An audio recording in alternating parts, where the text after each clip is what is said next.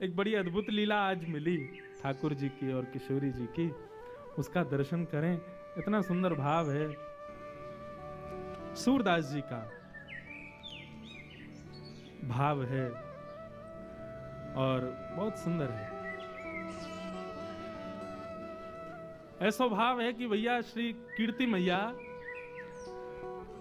वैसे तो किशोरी जी हमारी इतनी सुकोमला हैं, सदा सखीन के मध्य में रहें, सब सहचरी सेवा करें, लेकिन आज कीर्ति मैया किशोरी जी से ऐसे ही केवल दिखाने के भाव से, समाज को दिखे उस भाव से किशोरी जी से कहती हैं, लाली अब धीरे धीरे घर के कामकाज भी सीखो, आने चाहिए, लेकिन कामकाज सिखावे तो हैं कीर्ति मैया, लेकिन ये ललता विशाखा आदि सब सखी ऐसी हैं कछु करन ना दें किशोरी जी को। लेकिन आज किशोरी जी हट करके बैठी हैं कि नहीं, आज मैया जो कार्य कहेगी हम जरूर करेंगे। और मैया ने कार्य कह दियो है, लाली आज एक काम कर, गौशाला में जाके गैया को दूध काट के ला। और किशोरी जी आज गैया को दूध दोहे में जा रही हैं। इतनी सुंदर लीला है। अच्छा, आजकल तो गौशालाओं में गायों को बांध देते हैं, लेकिन प्राचीन काल में ऐसा नहीं था। किशोरी जी को देख करके गैया के भी मन में भाव आया हो या लीला को और बढ़िया संवरण किया जाए।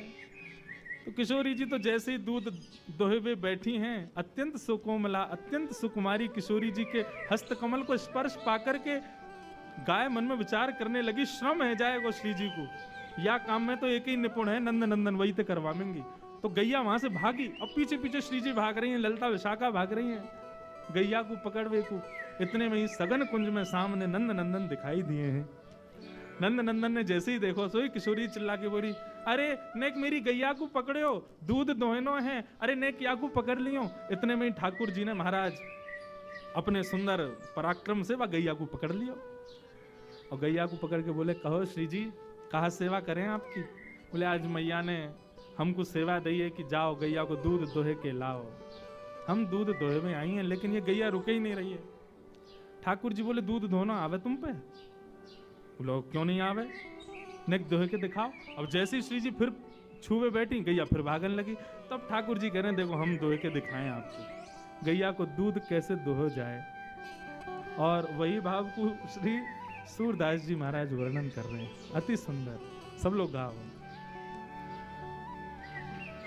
कौन दुहावे गैया तुम पे, कौन दुहावे गैया तुम पे, कौन दुहावे गैया तुम पे, कौन दुहावे गैया तुम पे, लिए रहत हो कनक दोहनी, लिए रहत हो कनक दोहनी, लिए रहत हो कनक दोहनी, लिए रहत हो कनक दोहनी, बैठत हो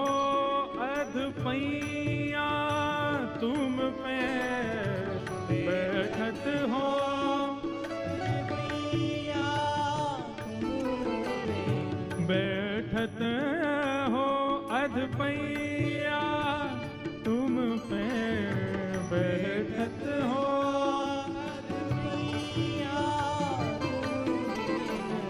कौन दुहावे गैया तुम पे, कौन दुहावे गैया तुम पे, कौन दुहावे गैया तुम पे, कौन दुहावे गैया। अति रस काम प्रीत जानी के, अति रस काम प्रीत जानेगी, आवत खरिक दुहैया तुम पे, आवत खरिक दुहैया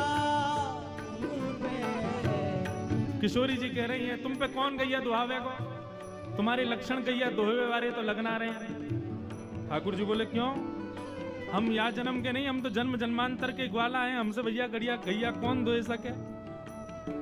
बोले कनक सोने की बाल्टी हाथ में लेकर के और अधपैया आधे आधे घुटनेन पे बैठ गए और कह रहे हो गैया दोहे में आई हैं। हम सब जाने तुम्हारी बातन ने, तुम ये गैया वैया चरावे ना आओ सघन कुंज में। ठाकुर जी बोले तो फिर क्यों आवे हम।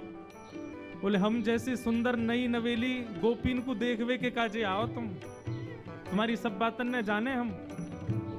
यशोदा मैया और नंद बाबा के आगे कोई बहानो चाहिए या हमारे गैयान को बहानो बना के आओ कि गैया चरावे जा रहा हूं। तुम्हारी सब करतूतन ने जाने या वन में आके सगन कुंज में आके गोपीन को ताड़ हो आप तो। ठाकुर जी बोले अरे ऐसी कैसी बात कर दी। मधुमंगल श्रीदामा बोले लाला ये तो बड़ी हमारी तोहीन है रही है, कछु करके दिखा। बोले कहा करके दिखाऊं, गैया गैया दूध दोहे के दिखाने, कैसे दोहे जाए या कुछ दिखा तो सही।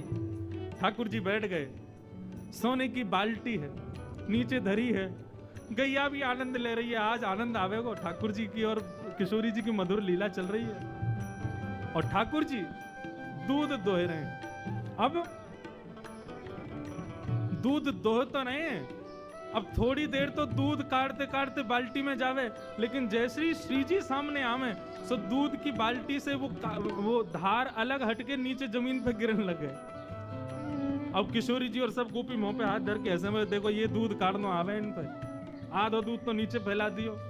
सूरदास जी वर्णन कर रहे हैं इत चितवत उत धार चलावत, इत चितवत उत धार चलावत, इत चितवत उत धार चलावत, इत चितवत उत धार चलावत। अरे लाला तेरो ध्यान कहीं और है और धार कहीं और को चला रहा है। यही सिखायो मैया तो है, यही सिखायो मैया तो है, यही सिखायो मैया तो है, यही सिखायो मैया तुम पे कौन दुहावे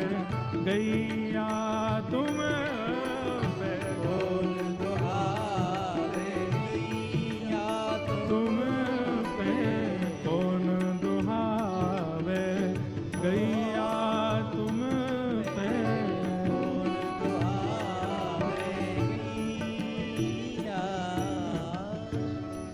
सब सखी और किशोरी जी कह रही यही सिखाया तुम्हारी मैया ने। ठाकुर जी बोले का है वो, बोले नीचे देखो।